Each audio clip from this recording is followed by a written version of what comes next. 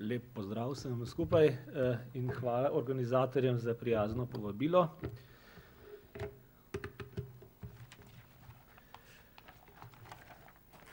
Seveda tudi za uvodno predstavitev. Mogoče je ta naslov Inženirji za boljši svet res mogoče preveč optimistično in pa mogoče je to iz mojega zornega kota zveni, da seveda sem premalo kritičen do trenutne situacije na splošno v gospodarstvu in pa tudi na področju inženirstva nasploh. Ampak glede na moje poznavanje tako domačega kot pa seveda tujega področja inženirstva sem optimist. Nekaj bom povedal o inženirstvu, inženirjih in pa seveda njihovi vlogi na poti v boljši svet, kot si jo jaz seveda predstavljam in kot tudi velik krog ljudi, s katerimi sodelujem dnevno, razmišlja.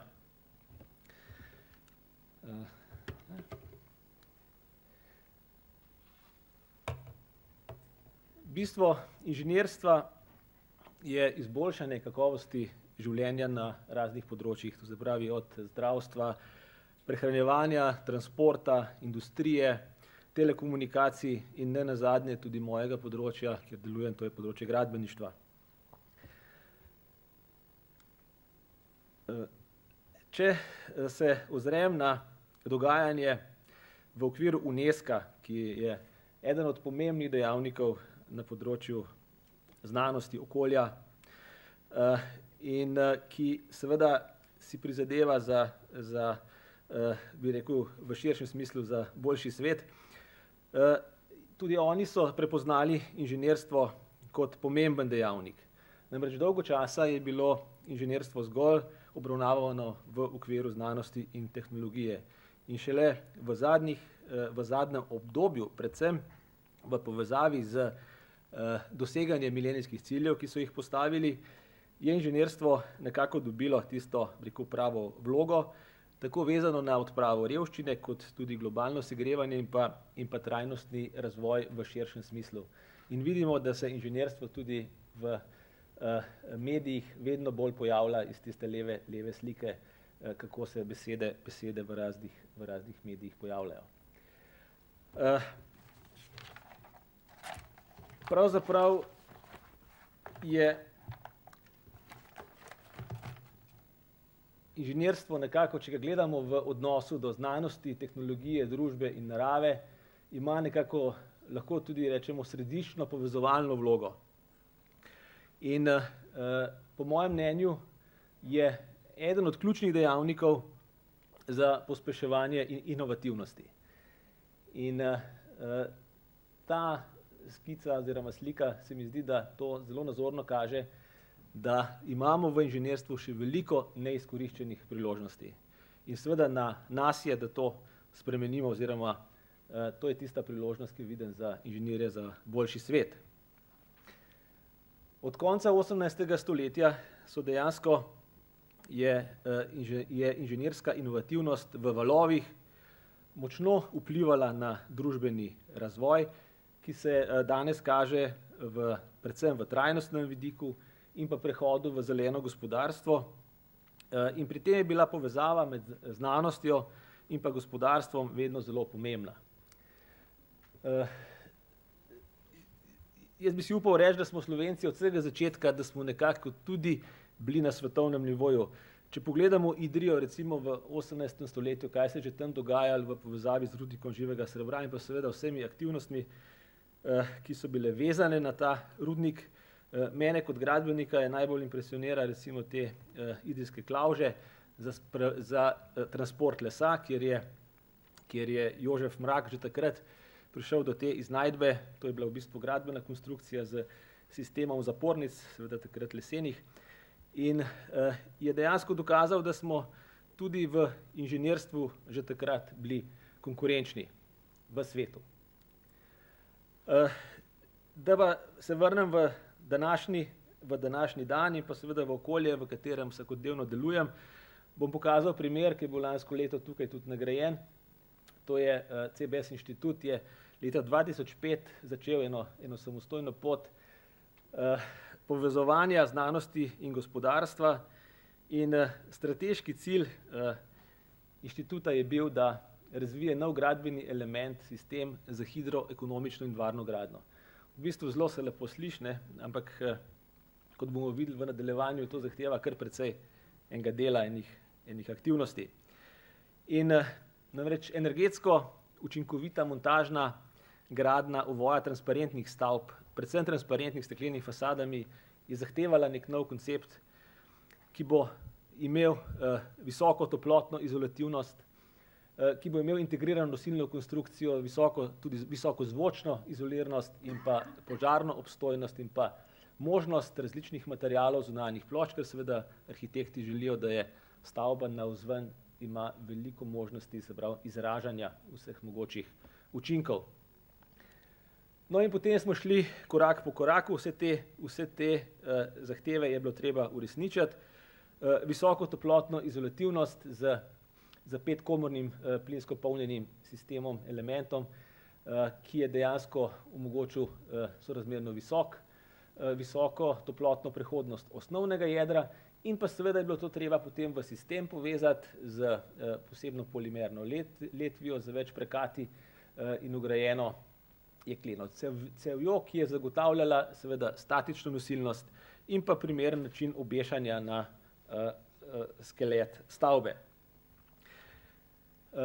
To je bila prva stvar, ki smo jo pač, se pravi, ta osnovni del, potem pa seveda s tem, ko prideš na stavbo, pri nizkih stavbah so obremenitve manjše, tako vetra kot potresa, večje v višino, ko greš, potem so te zahteve bistveno višje. In zato smo morali seveda ta nosilni sistem razvijati. Začetna ekstrudirana polimerna leto je bila premalo, tudi z vidika požara, ker je bila gorljiva in smo morali seveda iti naprej. In zdaj razvijamo skupaj s Italijani poltrudirano polimerno letov, ki ima ortotropne lastnosti, ima bistveno večji upogibni elastični modul in pa prečna toplotna prevodnost, je pa seveda nekoliko slabša, ampak še vedno sprejemljiva. Pomembna pa je tudi samogasnost. Namreč nad 22 metrov pri stavbah enostavno so zahteve požara bistveno višje in to je treba tudi upoštevati. Seveda smo, ker se zvoka, smo imeli bolj enostavno nalogo, imeli smo zunanjo in notranjo ploščo in za samo maso, kdor to področje pozna, se da sorazmerno enostavno priti do ugodne zvočne izolativnosti. Seveda k temu prispevajo tudi notranji s plinom polnjeni prekati, tako da je vse skupaj deluje ugodno in lahko dosežemo sorazmerno visoko, do 60 decibelov, kar je seveda za gradbeništvo več kot dovolj. Pri požaru seveda tukaj smo bili omejeni z notranjimi ploščami, ki so seveda lahko tudi iz mavca oziroma z drugih materialov. Predvsem mavčne plošče so zelo ugodne za požar in dejansko smo lahko v ekstremnih primerih prišli tudi do 120-minutne požarne odpornosti. Kadar pa imamo steklo, je pa seveda ta bistveno manjša, ampak seveda tudi z stekli, ki so požarno odporna, se to da izboljšati, kar pa seveda stane bistveno več.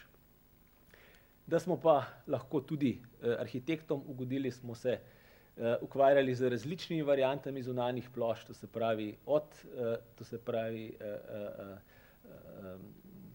keramike, kamna, lesa, stekla, potem specialnih folij, ki smo jih lepili na steklo, in pa posebnih HPL, se pravi plošč, laminatnih plošč stisnjenih pod visokim pritiskom, vendar smo v redno proizvodnjo potem peljali samo stekleno varianto in pa pogojno HPL. Tako da s steklom se da dejansko ogromno narediti. Na steklu lahko imaš, steklo je kaljeno, emajlirano, lepljeno, specialnimi nanosi in pa tiski, s katerimi dosežemo kakršenkoli učinek in se nam je zdelo kot najbolj idealen material za velikoserijsko industrijsko proizvodnjo. Nekako je evolucija šla od seveda netransparentnega, potem smo vgradili okno z šuko sistemom, potem smo šli je bila vmes ena varianta, ko smo s prosojnimi folijami, aluminijaste folije smo nadomestili s prosojnimi in smo prišli do prosojne, vendar ta rešitev seveda je bila problematična, ker je bil samo en dobavitelj z Amerike in si odvisen samo od enega, pa še težko je bilo doseči ravnost in pa, kar je seveda pri prozornih potem, bolj ko je prozorna, bolj se to vidi in zato smo prišli na varianto z vmesnimi tankimi stekli, ki so nekaljena in pa posebno ekspanzijsko komoro. Tako da imamo zdaj vse opcije izdelkov od netransparentnega sistema z okni, prosojnega in pa prozornega.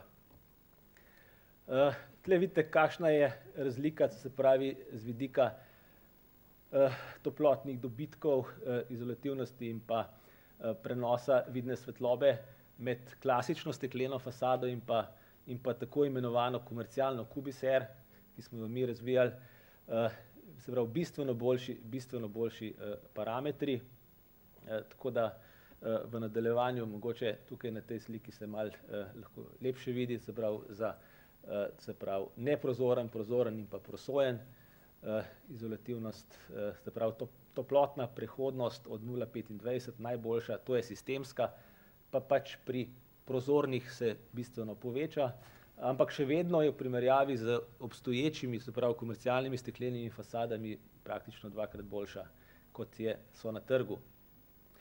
S sončnimi dobitki pa seveda lahko tudi reguliramo, koliko pač jih želimo in s tem lahko tudi v poletnem času, ko imamo vprašanje klimatskih naprav, lahko energetsko optimalno rešujemo stvari in pa seveda prehod vidne toplote, odvisno od potreb delovnega mesta, lahko reguliramo, koliko vidne svetlobe spustimo, seveda je to odvisno potem tudi vpliva na sončne dobitke in pa zvočna izoliranost z dodatki teh mavčnih plošč oziroma specialnih stekel lahko seveda to povečujemo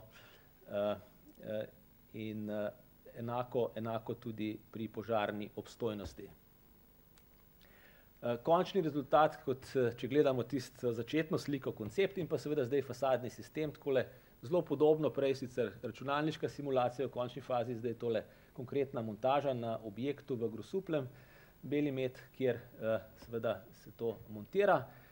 Dejansko je ta sistem namenjen za javne stavbe, tako za pisarne, banke, letališča, vse mogoče centre, hotele, knjižnice, bolnice in pa hibridne stavbe, ki so v današnjem času še posebej aktualne, to se pravi kombinacije poslovno-stanovanjsko in takrat je treba za vsem tem tako estetskim kot pa tudi funkcionalnim pričakovanjem arhitekta ugoditi.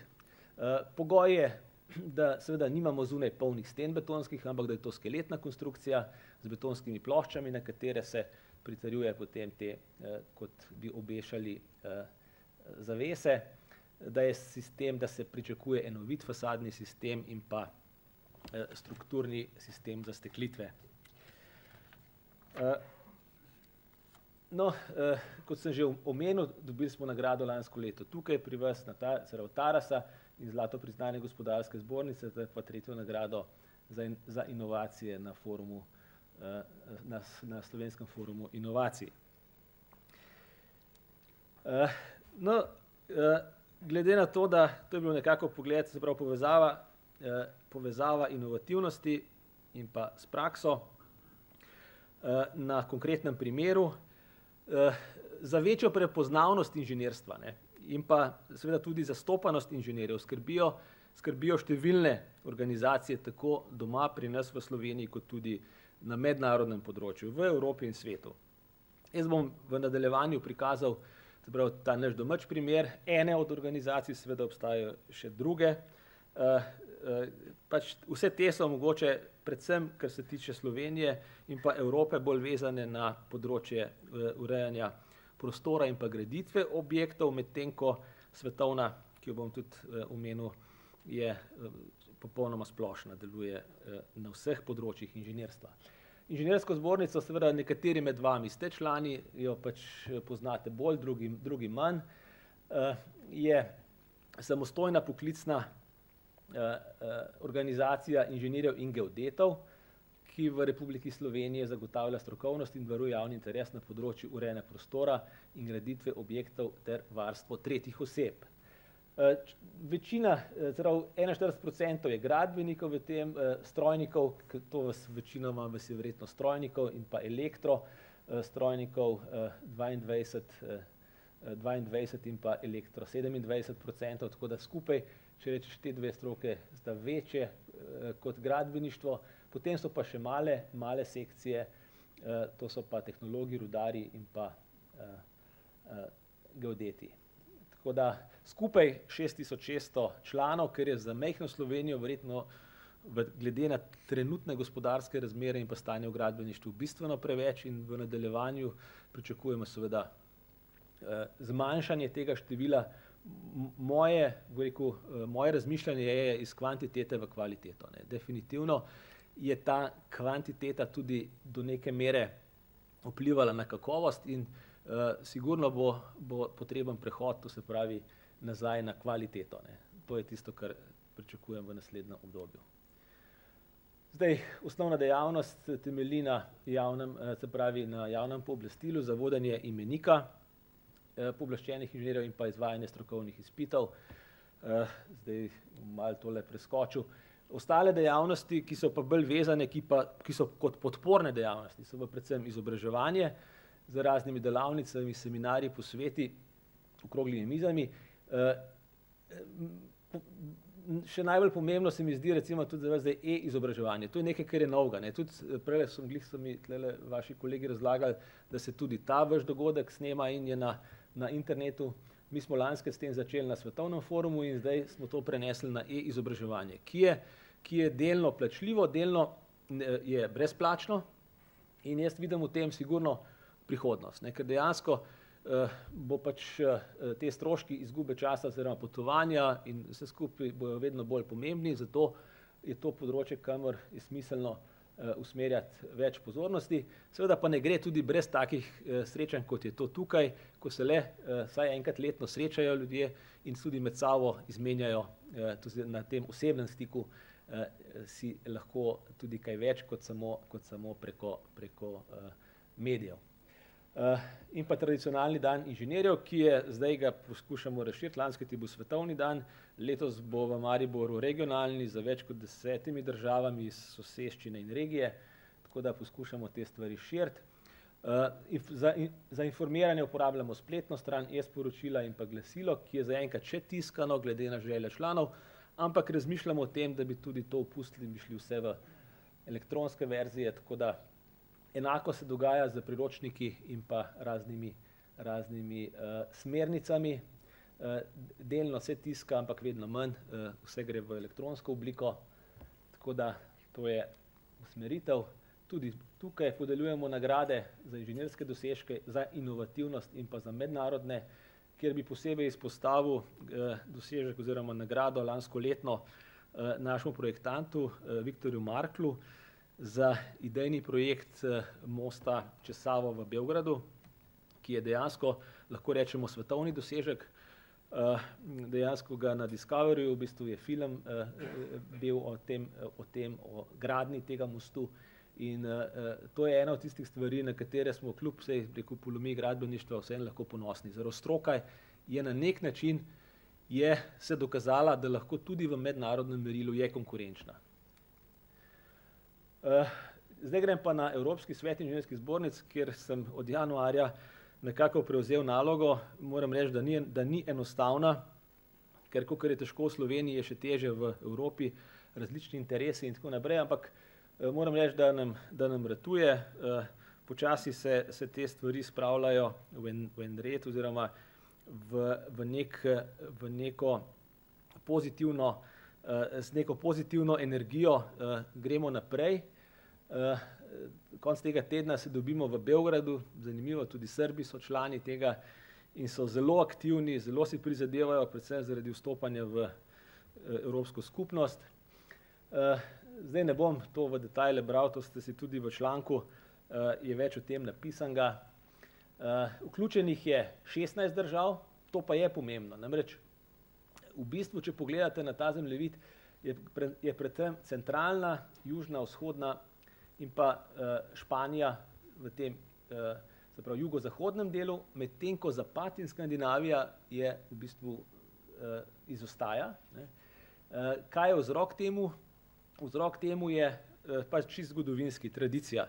Letos mineva 100 let od Avstro-Ogrskega zakona o inženirskih zbornicah in dejansko vse skupaj iz Dunaja izhaja. Ne. Vse to ima pač ta pedigre, ki ga enostavno težko v bistvu zanikamo in zato tudi seveda v Skandinaviji, kjer imajo drugačen pristop, tam to rešujejo preko certificiranja tako proizvodov kot tudi inženirjev, strokovnjakov, preko neodvisnih, to se pravi privatnih certifikacijskih institucij, ki dejansko odigrajo to vlogo. Je pa definitivno v Skandinaviji tudi tradicionalno seveda etika na bistveno višjem nivoju in se sploh za določene stvari, kjer se mi marsikdaj sprašujemo, kako in kaj, pri njih je to normalno in pa razumljivo. Tako da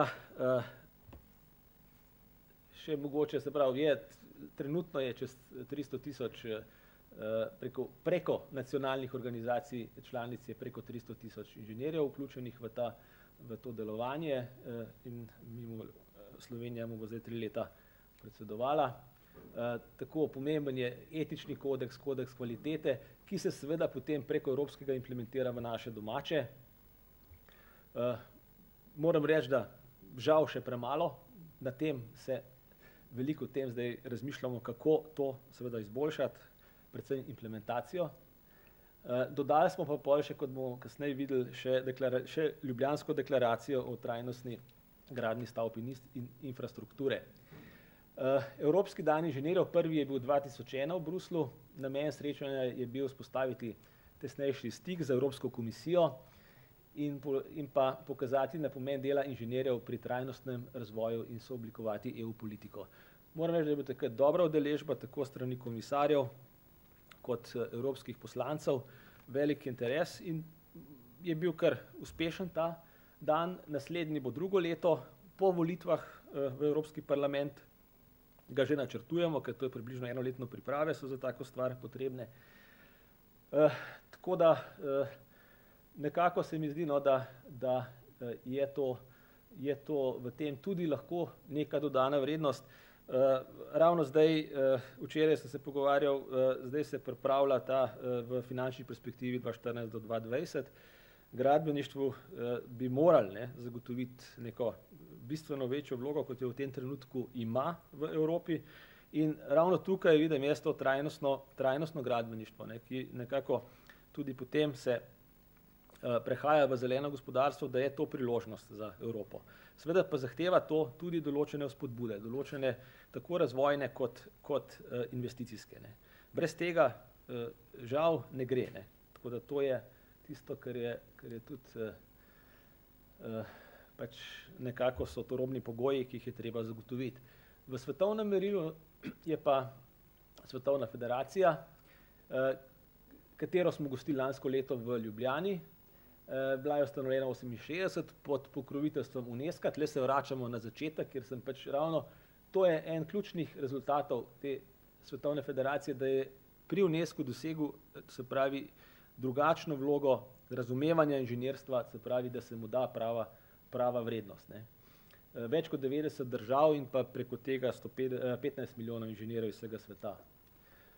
Tukaj so različne delovne skupine, mi smo v inženirstvu in okolju delujemo, Slovenija, ker se nam zdi najbolj aktualno, trenutno ga to skupino vodi Kanada in nam nekako namiguje, da bi lahko v naslednjem obdobju, oziroma da bi bilo, glede na to, kaj so videli lansko leto v Sloveniji, nekako nam želijo predati štafetno palico. Moram reči, da to bi bil izziv za nas in tudi v bistvu priznanje, da Slovenija je aktivna na tem področju. Kot zanimivost pa še ena zadeva, ki je pa čisto sveža, inženirska iniciativa za regionalno sodelovanje. To je pa nekako, lahko nekdo rekel obujanje bivše Jugoslavije, ampak nekako iniciativa je prišla z Črne Gore. Enkrat smo se dobili pred 2 leti v Perastu, enem zelo zanimivem kraju v Boki Kotorski, in tam je pač padla ta odločitev, da se 5 držav nekako na področju inženirstva seveda poveže. Ne. Cilj je izboljšanje strokovnega ugleda pooblaščenih inženirjev in pa vključevanje najboljših strokovnjakov v regionalne infrastrukturne projekte. Tako kot je bil primer recimo Slovenca Markla in pa biroja mariborskega Ponting pri mostu v Beogradu, dejansko ne gledati samo vse znotraj lastnega plota, ampak seveda izmenjava najboljših praks in pa najboljših strokovnjakov. Ne. Tako da v tem smislu daleč od politike, ampak seveda vse gre v ta strokovno sodelovanje. Ne. Zdaj se pa še vrnem na forum, ki sem ga že omenil na začetku, to je bil lanski dogodek, kjer je dejansko smo imeli 70 držav vseh celin, več kot 700 predstavnikov stroke gospodarstva in politike na temo trajnostne gradnje za ljudi. Ne. In tle moram reči, da smo dobili res udeležbo praktično tudi na sorazmerno, se pravi, visokem nivoju. Predsednik še aktualni iz Kuvajta, Karafi, iz izjemno bogate kuvajtske družine, se pravi ministrica za infrastrukturo iz Kostarike, tudi predsednica panameriškega inženirskega združenja, evropska komisarka Damanaki, naš bivši predsednik in žal brez slovenske vlade. Ne. To je pa vidiš pol kako enostavno je, zdaj ne vem zakaj, ampak tudi potem na podelitev nagrad gospodarske zbornice za inovacije na Brdo ni bilo nobenega. Smo pa dobili potem od predsednika vlade bivšega pa čestitko osebno, ker sem pa moral reči, da sem bil pa zelo vesel, da se je spomnil, sicer post festum, da je to le pomembno za slovensko gospodarstvo. In je to malo tudi diplomatski škandal. Ne. Če je evropska komisarka, ne, pa če so tuji ministri, se spodobi tudi, da slovenska vlada sodeluje. Ampak tle vidiš, da pač enostavno včasih doma teže kot pa v tujini.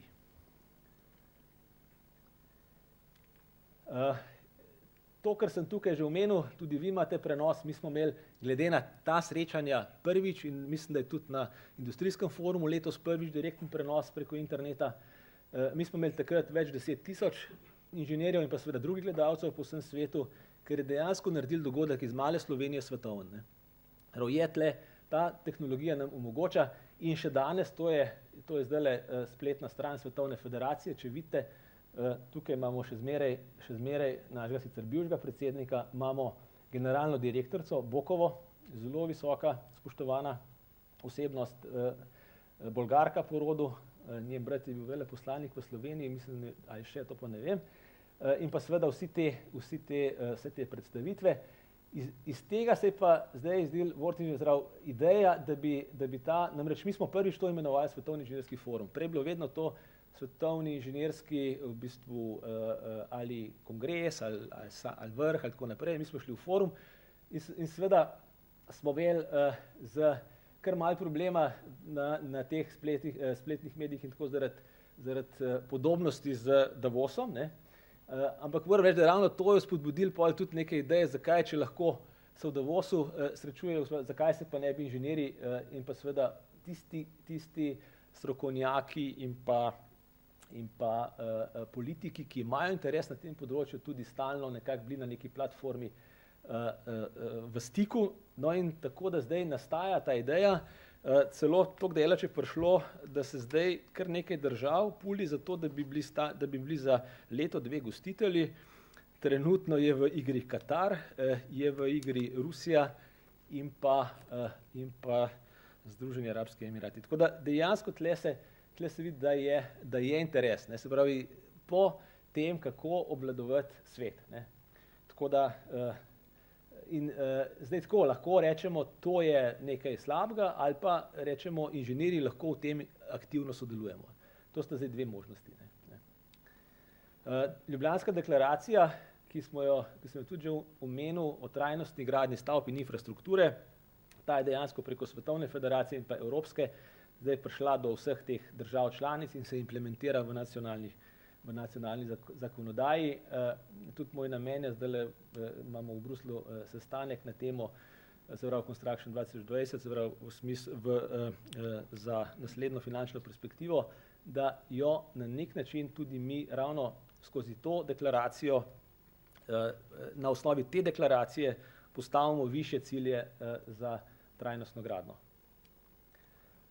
In če zaključim, kakorkoli imamo inženirji po vseh teh finančnih pripetljajih zadnjega obdobja, imamo zdaj izjemno priložnost, da mi pokažemo svoje sposobnosti in z inovativnimi rešitvami zagotovimo pogoje za trajnostni razvoj našega planeta.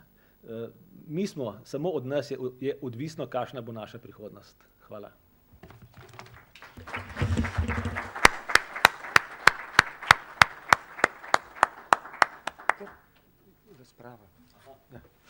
Najlepša hvala.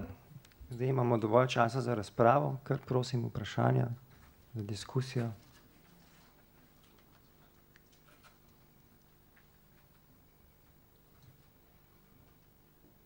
No, če ne bom jaz probal odprti tole razpravo. Na začetku je bilo omenjeno, da so inženirji središčno, da imajo povezovalno vlogo in da je še veliko priložnosti. Kje so te priložnosti? Kako jih zdaj inženirji lahko skozi inovativnost sicer ustvarjajo, ampak jih je treba še vse nekomu prodati, ne?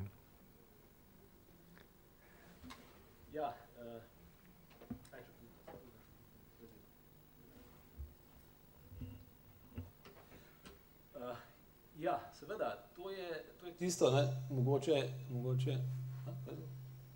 a se sliši? A sem zdaj pa? Aha, to je.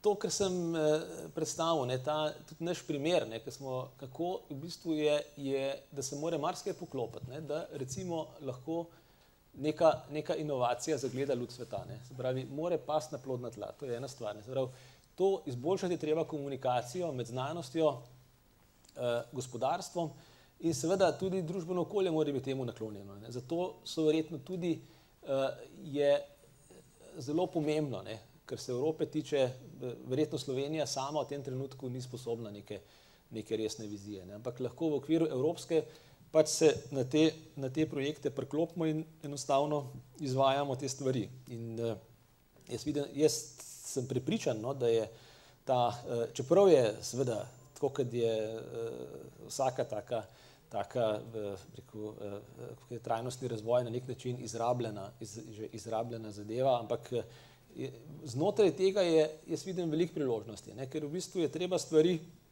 pač inženirsko rešiti in poiskati bolj učinkovite, boljše rešitve in zato je seveda priložnost tako za, jaz sicer gledam tle, predvsem bolj poznam gradbeništvo in gradbeno industrijo, oziroma industrijo gradbenega materiala, predvsem za golo gradbeništvo je težje. Golo gradbeništvo je bolj, konzervativna, panoga, medtem ko industrija pa je že en korak naprej. In ta tudi slovenska, v Sloveniji imamo nekaj podjetij,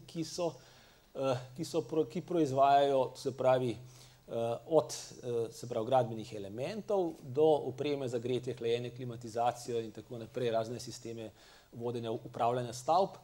In to so stvari, ki se izvažajo. To so stvari, mislim, izvoz je sigurno po moje ključna komponenta, ki na nek način daje potrditev uspešnosti neke ideje in pa implementacije v produkt. In seveda, ko se ta veriga sklene, potem to je. Jaz vidim na ta način, to se mi zdi, da najlepše odgovorimo na ta. Ne vem, če sem vam čist, tako kot ste si vi predstavili.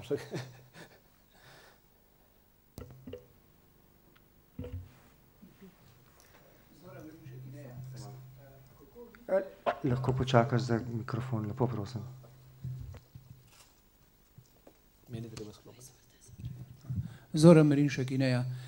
Kako vidite relacijo in vlogo zbornice, inženirske zbornice in združenj za inženiring, obeh združenj za inženiring na gospodarski zbornici? Ja, jaz vidim v bistvu združenja predvsem zastopajo podjetja, medtem ko zbornica zastopa posameznike, pooblaščene inženirje. In na nek način jaz vidim tle, se dopolnjuje eno in drugo. In tako da jaz vidim, da tle, mislim, kar se mene tiče, po moje bi lahko še kaj več skupaj naredili. Ne. Nekje se srečujemo v Sloveniji na kompetenčnem centru TIGR, to se pravi za inovativno in trajnostno gradbeništvo. Ne. To je ravno tisto, kar sem omenil. Ne. Tukaj je priložnost, ne. Se pravi, da gremo za inovacijami v smeri trajnostnega razvoja, ker na nek način tisto, rekel, primitivno gradbeništvo verjetno nima dolgoročno neke perspektive, razen da zadovoljuje osnovne pač potrebe lokalne skupnosti po nekem vodovodu, kanalizaciji in tako naprej, ali pa odlagališču smeti, ker pač tisto pa lahko čist osnovno gradbeništvo tudi izvede. Ne. Hvala lepa. No, jaz sem to tudi navezati hotel na to, kar je Tomaž vprašal. Kako prodati? Ja, se pravim, če gledamo, moje mnenje je, da recimo je to treba gledati v smislu izvoza. Doma projekte pač inicirati s tem, da imaš referenco, potem pa čim prej ven. Ne. In če gledamo nazaj, je bila seveda to gotovo ena od napak, ampak ravno ta primer projektantov, ki so v močni mednarodni konkurenci z vsemi praktično evropskimi biroji so zmagali na natečaju v Beogradu, ne, dokazuje, da znanje, to se pravi, če je pravo, ne, je lahko uspešno, ne, zunaj. Se pravi, in tudi nekatera podjetja slovenska, ne, ki izvažajo, so na pravi poti, jaz sem prepričan. Ne. Je pa sigurno trenutna situacija pri nas je malo problematična z vidika enostavno čist finančne krize, ki seveda še poslabšuje vse skupaj. Tako da zdaj treba gledati to, problem je, če to vse zmečemo v isti koš. Ne. Tle bi morali malo ločiti, ne. To se pravi lastniške, finančne zadeve in pa seveda te strokovni vidik. Ne. Jaz sem predvsem govoril o strokovnem vidiku.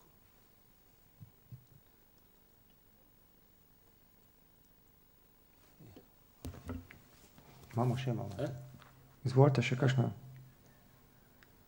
No, ko govorimo o strokovnem vidiku, ne, sej vprašanje je bilo tudi pravzaprav iz tega vidika.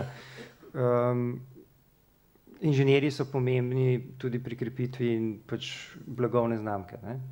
To smo imeli lansko leto, recimo na okrogli mizi je bila pravzaprav ta tema.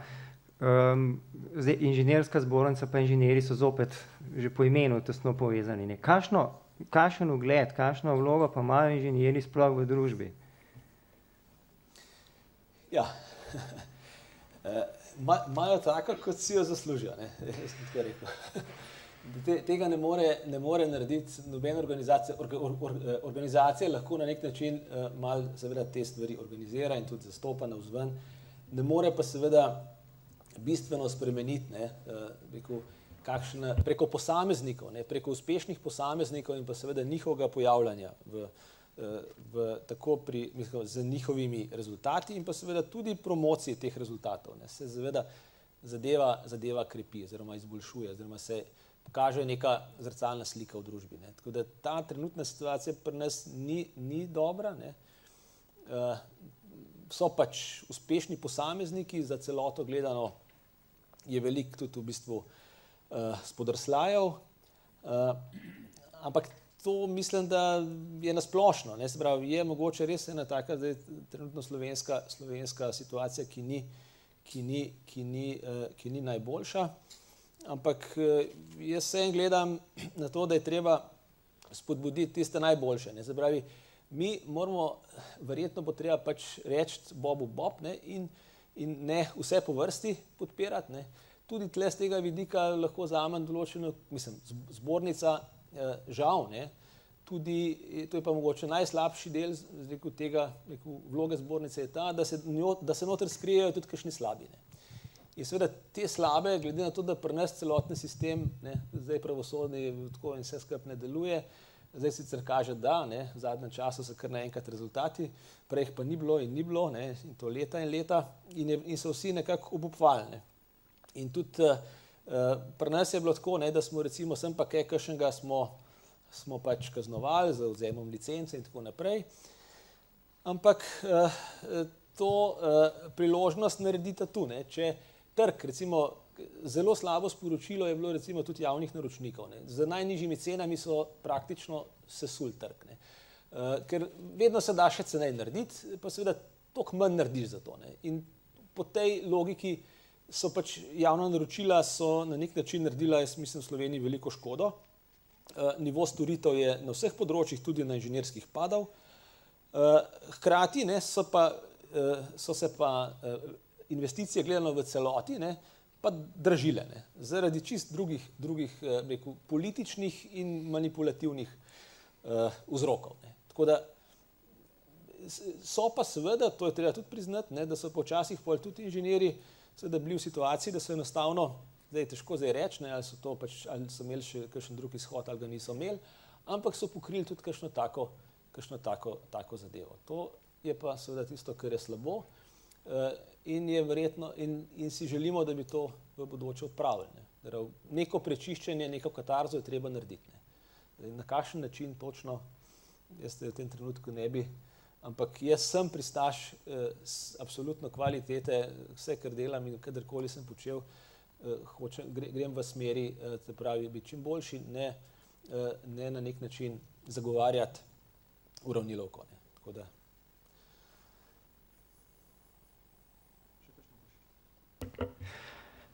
Še kakšno vprašanje imamo, če še za eno, največ dve. Če ne imam še morda res končno. Tam smo videli razrez v inženirski zbornici, so tudi strojniki, se pravi elektroinženirji, gradbenikov je največ. Ne. Kakšno je pa sodelovanje med njimi oziroma kako pravzaprav oni sodelujejo, ker prej ste govorili o merilu najnižje cene. Kaj pa celovitost pa učinkovitost projekta? Ja, načeloma bi morali na projektu sodelovati, tle še ni arhitektov, ki so se pred leti izločili, ne, in so samostojni, čeprav na konkretnih projektih v gradbeništvu sodelujejo vsi, ne, se pravi od arhitekta, gradbenika, elektrostrojnika, tehnologa, tudi geodet seveda zakoliči najprej in pa v končni fazi to se vpiše v register. In dejansko je to timsko delo. Ne? In se pravi, boljš, kot tim deluje, boljši rezultat. Ne? In jaz se strinjam, ne, da je velikrat ta koordinacija ni taka, kot bi morala biti. Posebej, kadar imamo opravka z malo zahtevnejšo tehnologijo, ne, v sami stavbi. Ne. Takrat, če ni koordinacije, ne, kaj ti pomaga, če imaš, ne vem, na eni strani zelo dobro opremo, ne, ki pa ni ustrezno, to se pravi, sprojektirana in tudi zmontirana in potem prihaja do, potem ta oprema ne deluje in so vsi nesrečni. Ne. Tako da, verjetno tukaj je, se pravi, priložnost, vidim jaz v tako imenovanem integralnem vodenju projektov. Ne. Se pravi, res učinkovitem vodenju projektov od vsega začetka, od priprave, se pravi, od ideje do projektne naloge in pa potem naprej. In ta projektni pristop, ne, ki hkrati spremlja vse parametre gradnje, seveda omogoča, da lahko gradnjo izvaja tudi več manjših izvajalcev. Namreč v preteklosti smo si, predvsem javni naročniki, so bili najbolj srečni, če so dobili enega glavnega izvajalca, so podpisali pogodbo in pol oni so bili pokriti. Ne. Pa če je bil najcenejši, je bilo še toliko boljše, ker se ni noben pritožil. To danes, jaz mislim, da hvala Bogu ni več možno, ker jih ni, ne, teh velikih izvajalcev. In so nekako tudi prisiljeni iskati, rekel, rešitve z manjšimi, ne, se pravi manjšimi specializiranimi izvajalci, ki jih je seveda treba projektno voditi skozi. To je bistveno bolj zahtevno, ampak rezultat je lahko tudi bistveno boljši in pa seveda investicija je cenejša. Ne. Ker namreč velik izvajalec si vzame cirka 20% že v začetku cene za pač riziko vseh mogočih dogodkov in to on ne glede na to ukalkulira.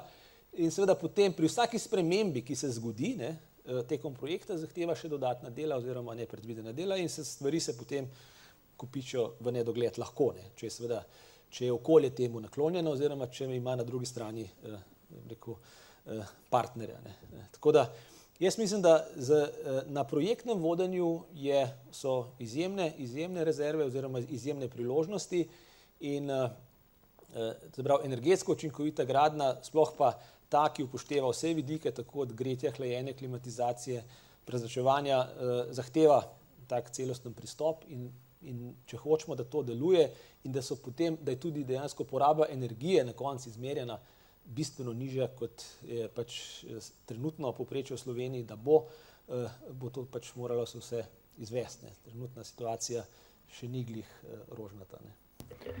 Pa bomo tudi pri zeleni uspeli to merilo najnižje cene preusmeriti ali pa izboljšati v smislu skupne cene lastništva oziroma stroškov lastništva?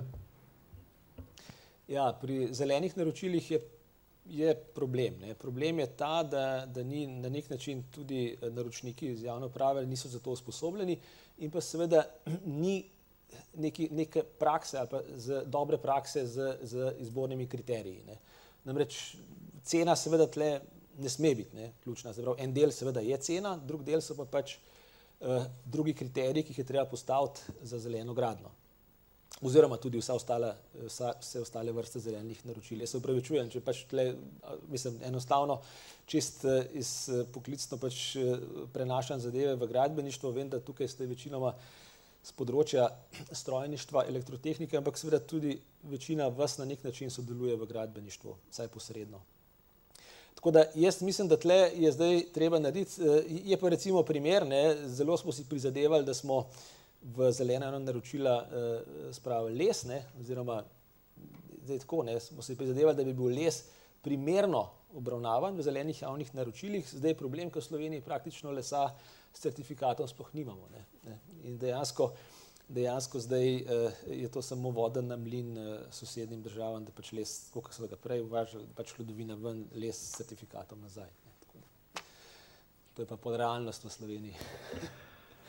Dobro, najlepša hvala, s tem bomo zaključili. Prvo vabljeno predavanje. Še enkrat.